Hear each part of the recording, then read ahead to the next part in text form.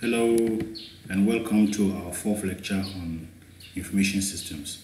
Today's lecture is on ethical and social issues in information systems.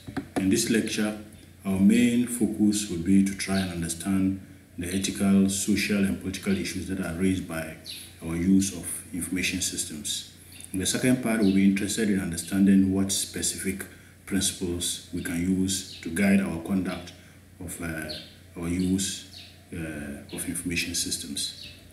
Then the third part, we'll try to understand why information systems technology and the internet pose several challenges to the protection of our individual privacy and our intellectual property. At the last part of the lecture, we'll try to understand how information systems are affecting our everyday life. Okay. Now, many of us may have witnessed either in the news, on the internet or whatever, the recent cases of failed ethical judgment in business in terms of the use of information systems. So I'll use a number of examples to try and showcase these particular scenarios. In many parts of the world, information systems are used by many businesses to bury a lot of decisions from public scrutiny. Even some governments rely on information systems to hide some truth from its citizens. Typical examples of companies using information systems to bury decisions from public scrutiny are the cases of Wells Fargo. Wells Fargo Bank admitted that they opened several millions of false accounts, fictitious accounts, and manipulated the terms of mortgages, loans, and they forced car loan customers to purchase unneeded insurance. They didn't need those insurance, but they were able to use some compelling evidence to convince them to buy it. The bank was later fined $2.5 billion by the federal government in the US. There's also the issue of Deerfield Management. In 2017, in Washington, D.C., this particular hedge fund was indicted for using confidential information about government financing to trade shares in healthcare companies that would have been affected by these changes. Then there's also the issue of General Motors in 2015. The General Motors CEO in 2015 admitted that the firm covered up 40 ignition switches for more than a decade. And this resulted in the death of at least 114 customers. So if they manufacture a car and they realize that there's a fault in it, they will use systems to hide it, sell it off. But this resulted in the death of over 100 customers. And when they were found, it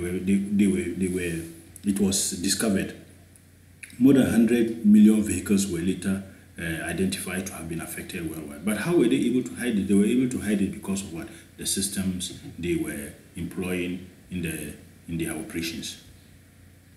Now, so because of these scenarios, these real-life scenarios we often face, it brings into focus the fact that information systems raises a number of issues. And these issues are critical in our use, our development, our implementation of information systems. One may ask, what are ethics? And we can say that ethics are basically the principles between right and wrong. It deals with the issue of right and wrong. That guide the issues of right and wrong, that guide our individual behavior. So these principles enable us to be able to act as free moral agents. And we need these ethical principles to be able to make choices between what? Right and wrong. So anytime we talk about ethics, we are basically thinking of what? The issue of right and wrong. And information systems raise new ethical questions because they create a lot of different opportunities for us. For instance, it is easier for me to now interact with you despite the coronavirus pandemic. This interaction is enabled by what? Information systems. It is also easy for you to connect with your old classmates, your colleagues at work in different platforms using social media. And you can interact with them in a way that is enabled by technology. But this interaction can to some extent be very intense. And this intensity is also enabled by what? By technology. Though we say that information systems raise ethical issues, they also create some opportunities. And some of the opportunities they create lead us to some other ethical issues. For instance, information systems threaten the existing distribution of power. And yesterday's lecture, we indicated that the information technology, when it is introduced in an organization, it flattens the organizational structure. So somebody like the security officer who would not have been able to communicate directly with the CEO is able to do so with the use of what? information systems. It also makes it easy for people to be able to what? Make money. Look at the way Sakawa is. When we were growing up, the easiest way we could communicate with people far away in different continents were by email, using aerograms. And we used to ask for pens, we used to ask for pencils, books, and calculators and whatnot. Today, because of the advancement in technology, people are able to use information systems, information technology in a different way. And the different ways they are using it to be able to communicate also brings in new kinds of crime. Look at the way Sakawa is. Robbery with the aid of technology. It has made Sakawa and cybercrime very much more sophisticated. So in as much as information systems raise ethical issues because of the opportunities they create, they also brings into focus new kinds of what? New kinds of crime. Now, the easiest way to think about technology in society is to look at technology in terms of a pebble or a rock, and look at society as what? A calm pond. So if we consider society as a pond and technology as a rock, if we drop the pebble or the rock into the pond, what is likely to happen is that there is going to be a ripple effect. And when the ripples are created, the ripples cannot be suddenly stopped. It will take time before the ripples can settle. Another typical example would just be, take a spoon into a cup of water and stir. The ripples that are created cannot easily be stopped by just holding the cup down. You will have to wait for some time. And technology and society behaves in a similar manner. If we look at IT as a rock and we drop this rock into a pond, it will create some ripples. And these ripples are the new situations that the IT will create when they are introduced into society or they are introduced into an organization. And social and political institutions cannot just respond to the effects overnight when technology is introduced. It will take several years to develop the etiquette to guide our behavior online. And the laws we have may not be able to handle them. So it will take time for us to develop ways of handling the effects of technology. So it requires some level of understanding of ethics to be able to make choices in legally gray areas. So when technology is introduced, for instance, in our society today, there are a lot of things that our laws do not cover in terms of our use of technology. And it will take time for the laws to be able to catch up with the way technology is moving or is being introduced in our society. Yes, so we say that when information technology or an information system is introduced in an organization, it will create a number of issues. It will create ethical issues, it will create social issues, it will create political issues. And these political issues are at the individual level, the societal level, and the general polity in which we live in. And it raises a number of moral dimensions. And the moral dimensions it raises are 5.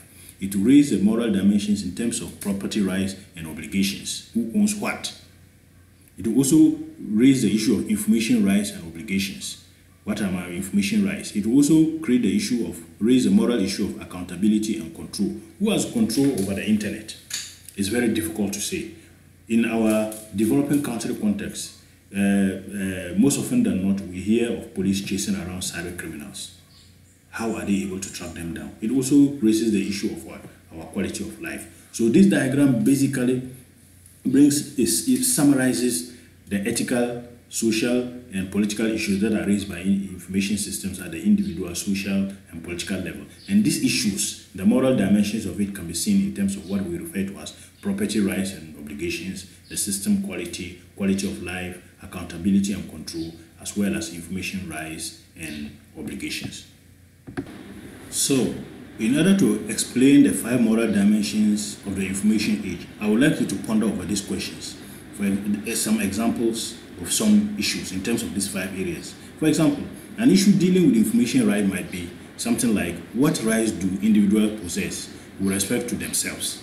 In our use of the internet, in our use of information systems, what rights do you possess? Do you have the right to be able to view some particular kind of information without proper authority and accountability?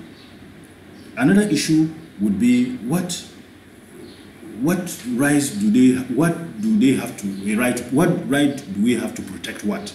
So if I'm in an organization and a particular email is shared with me, can I share it with somebody? Can I share it with a co-worker? All these issues raises a number of critical dimensions of information system. An issue may also be with dealing with the quality of life, our quality of life. What values should we preserve in our use of information systems? The value of secrecy, confidentiality, and whatnot. An issue dealing with system quality might be what standards of data and system quality should we demand? Should we demand in order to protect individual rights and the safety of our society? So all these 5 moral dimensions raises questions at different levels, and one can look at it from different perspectives. Now, apart from the 5 moral dimensions, there are also key technological trends that raise ethical issues. Key technological trends that raise ethical issues. And these key technological trends are, for instance, the doubling computing power. When we were growing up, I remember my first PC had a total storage capacity of 2 gigabytes, and I was bragging about in town how powerful my PC was. The RAM, the random access memory was just 256, and it was later upgraded to 512. It was good those days. But if you look at and what it could do as compared to what my laptop can do these days, and even what my phone can do and store these days, is scary. So it raises an ethical issue, because considering the amount of data I can process with my phone, traditionally, I would not have been able to do that. And this faster access and faster processing of information raises a number of issues. There's also the issue of rapidly declining data storage costs.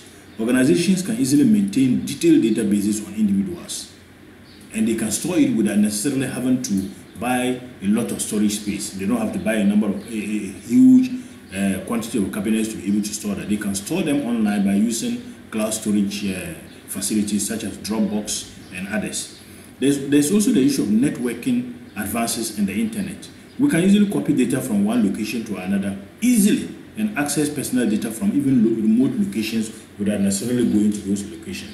And this means that there's data everywhere. And the fact that we can access our data everywhere also raises a number of ethical issues. So assuming your data access is compromised and the third party is able to have access to it, it raises a number of issues. It can be used against you in several different ways.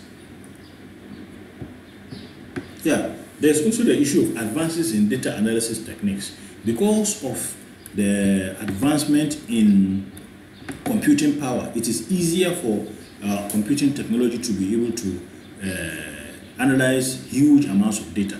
For instance, using concepts like profiling, where several data sources are combined to create those years on people. Detailed information can be, for instance, if you go to the shop to buy items and you use your bank card, the bank may have a store card. For instance, if you go to Melcom to buy any item, if you can decide to pay by mobile money, and if you pay by mobile money, they may also say that they may also ask you, do you have a Melcom card, so that they can give you a discount. Your data is stored on the card. Your data is also passed using your mobile money transfer to them, because they will know who has paid what amount. So there can be linkages in this, and with these linkages, they can create some kind of a dossier on you as a customer, and they will use ways to be able to either to sell you better. Now, once they compile all this quantity of data on you, assuming that their database is compromised and people have access to it, you can be targeted in different ways. There's also what we refer to as non-obvious relationship awareness, NORA. And NORA involves the combination of data from multiple sources to find hidden connections that might help them identify whether you are a criminal or not. And they use these profiling techniques to be able to target or find terrorists and other sort of criminals. Another advancement that raises an ethical issue is the issue of mobile device growth. Today, what our mobile phones can do is amazing. And with the mobile phone, one can easily be tracked down. So mobile device growth relates to the issue of tracking of individual cell phones. If there is a critical issue regarding an individual, one can easily go to the telcos with a warrant from or an order from a court and ask the telcos to track down a particular number, and they'll be able to do so easily because of what? Advancement in technology. Okay. So because of the ethical issues that our use of information system raises, there are 5 steps of ethical analysis.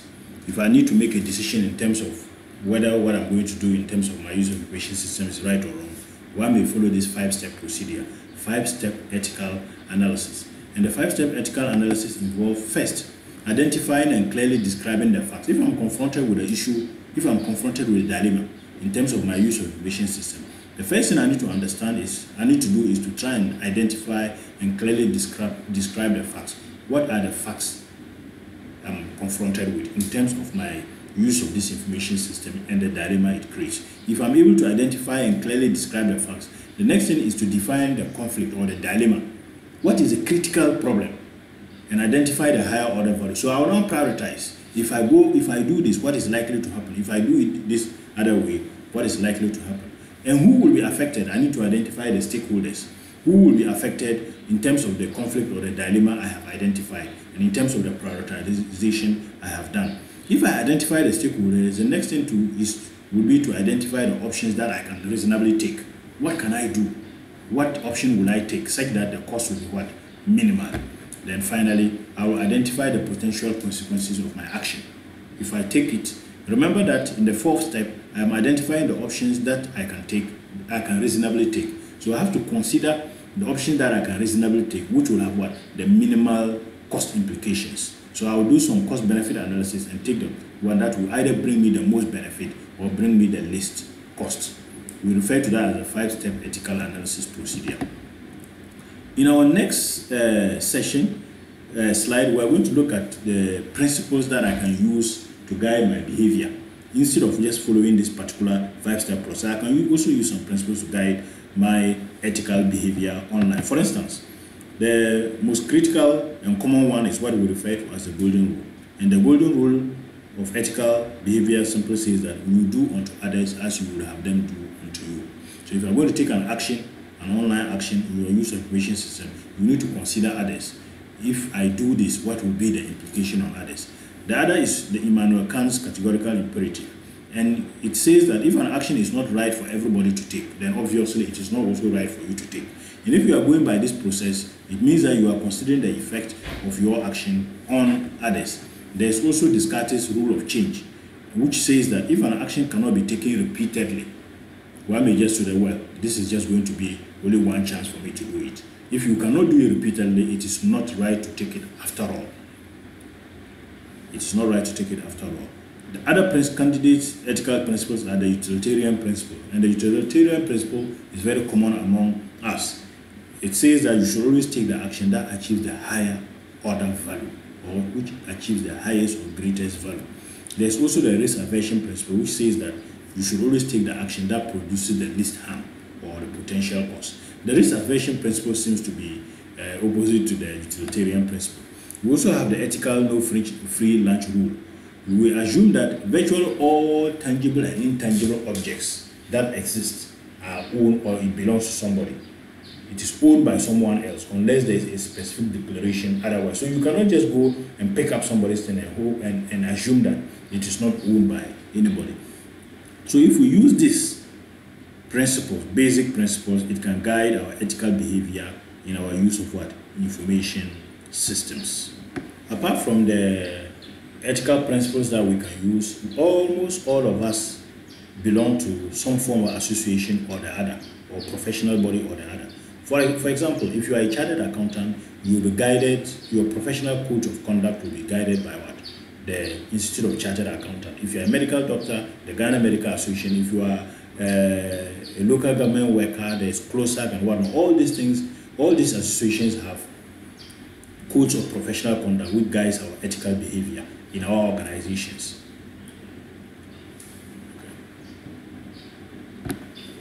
Okay.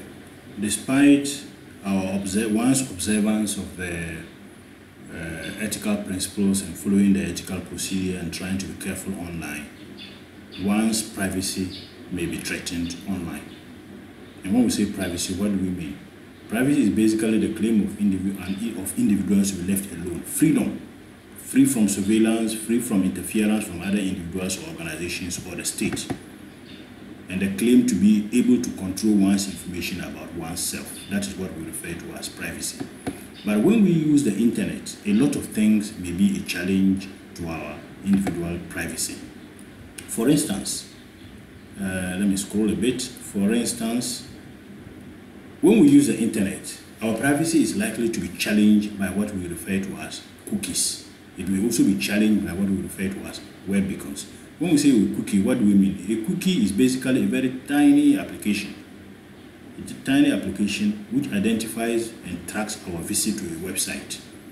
So when you visit a website, there are many websites. When you are visiting it, there will be a pop-up which indicates that this website accepts cookies.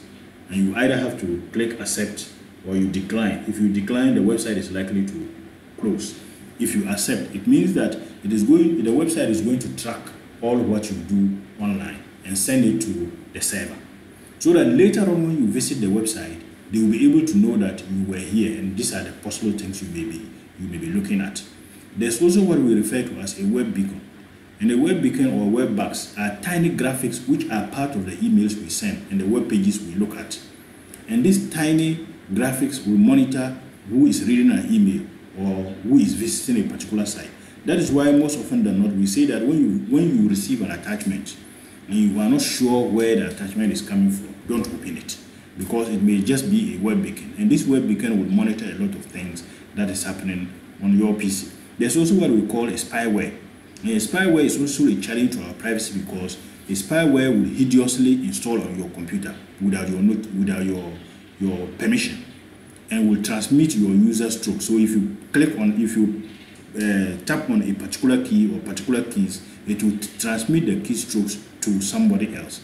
And through this structurous or hideous app, your password, your username may be transmitted to somebody else. Now, these three critical things, cookies, web beacons, and spyware, may operate without our knowledge. And when they do, they challenge our privacy because it will be an intrusion to whatever we would have been doing. This particular diagram explains basically how cookies work, and you can have a look at it at your own time. Okay.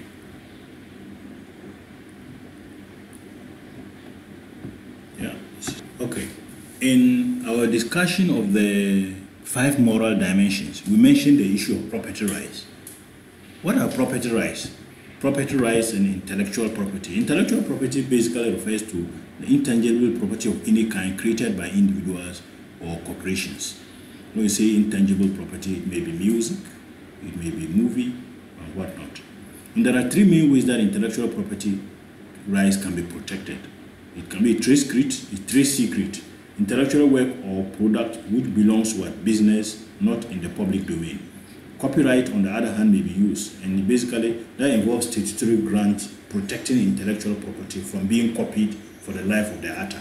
So even if I write a book, my copyright can protect others from copying it for, say, maybe 70 years or 50 years or whatever. There's also what we refer to as patents, which are granted to creators of inventions, and so that they will enjoy some monopoly for some time before others will be able to do what? Will be able to use it. However, there are challenges to intellectual property. We want to look at some of them. In the digital age, what are the challenges to intellectual property? The digital media is different from physical media. For instance, an e-book is completely different from what? A physical book. If it's a physical book, the only way you can copy it will be to what? Photocopy. If it is an e-book, there are several ways you can easily copy it. I can WhatsApp it to you, I can email it to you, and you can copy it on a pen drive, different ways. And because of the way digital media is developed, it raises a number of challenges toward intellectual property because it can easily be replicated, it can easily be copied. There's ease of transmission, you can easily email it or WhatsApp it to people. Difficulty in classifying software, there's also compactness, so easily compacted. I can save several thousands of books in a pen drive and transmit it with ease. And there's difficulties in establishing uniqueness. The moment you do that, people can copy it, change it into other different formats and claim ownership of your property right. These are some of the challenges. So because of the ease with which we can replicate digital media, it raises a challenge to what? The property rights of those who would have developed this particular media. In terms of the moral dimension, we also mentioned the issue of accountability and control, computer-related liability problems. If a software fails, assuming I buy a phone or a laptop and there's a software in it, if it fails, who will be responsible? If seen as part of the machine that injures or harms, software producer and property may be liable. So if it came with this, and maybe I may be given some property right, I may be given some guarantee, and if it fails within a particular period, they may be liable. If it is seen as similar to a book, difficult to hold the author or the publisher, it is difficult to hold the author or the publisher responsible. And the question we should ask is, what should liability be if software is seen as a service? Would this be similar to a telephone system not being liable for transmitted messages? So it raises a number of issues, and some of these issues are arguable. There's also the issue of system quality as part of the moral dimensions raised by information systems. And we mentioned system quality, data quality, and system errors. What is an acceptable, technologically feasible level of system quality? If I buy a computer, there is always a guarantee that there is flawlessness in the software, but that is not feasible. So if there's a problem, who should we hold accountable? Who should one hold accountable? We often say that no system is foolproof. There will be bugs, there will be errors, there may be hardware failures. Even when I buy the item and everything is fine, when I'm using it, when I'm inputting data, there may be input data quality issues. Who should we blame? Should I blame the computer or blame myself? All these things addresses the issue of what? System quality in terms of the moral dimensions of what? Information. There is also the issue of quality of life, equity, access, and boundary. Now look at the way technology is these days. Do we all have access to the internet? Yes, but it still raises equity issues because it is not everybody who will be able to pay and have access to the internet. It's not everybody who can buy a smartphone either. And when we do, there are boundaries. In advanced countries, there are boundaries. It's not everything online that you can access. You cannot access child pornography. You cannot access some adult content if you are at work. But in our part of the world, a lot of these things may not be properly guarded. So there are negative social consequences of systems.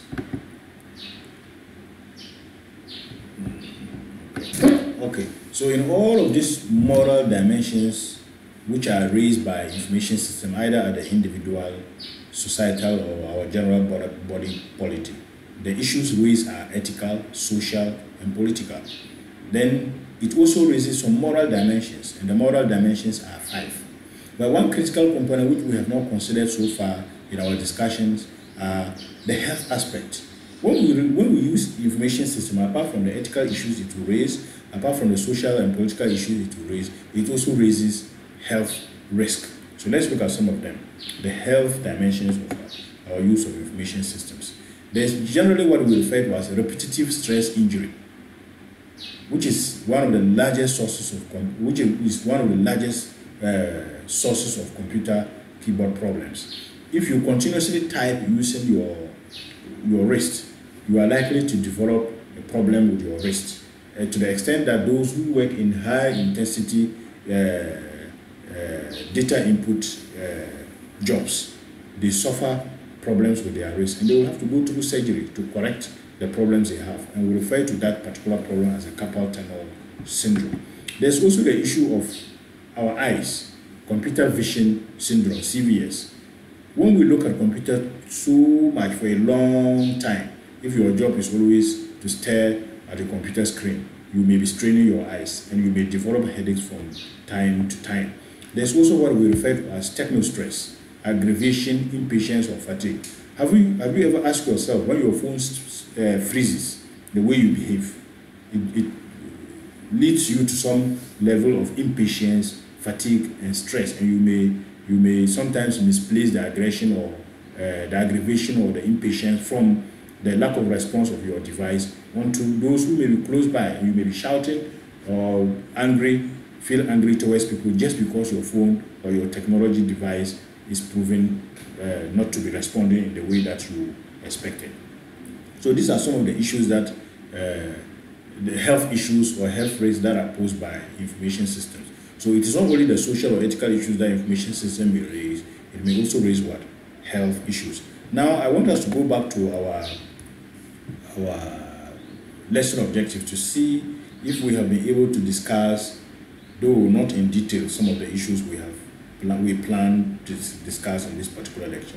I indicated that the lecture would be about discussing the ethical, social, and political issues that are raised by information systems, the specific principles for conduct that can be used to guide our ethical behavior, and the challenges that are posed by technology in terms of cookies, web bugs, and whatnot that we looked at, and also how information systems affect our everyday life. Thank you very much, and let's continue the discussion on our WhatsApp platform. Thank you, and bye.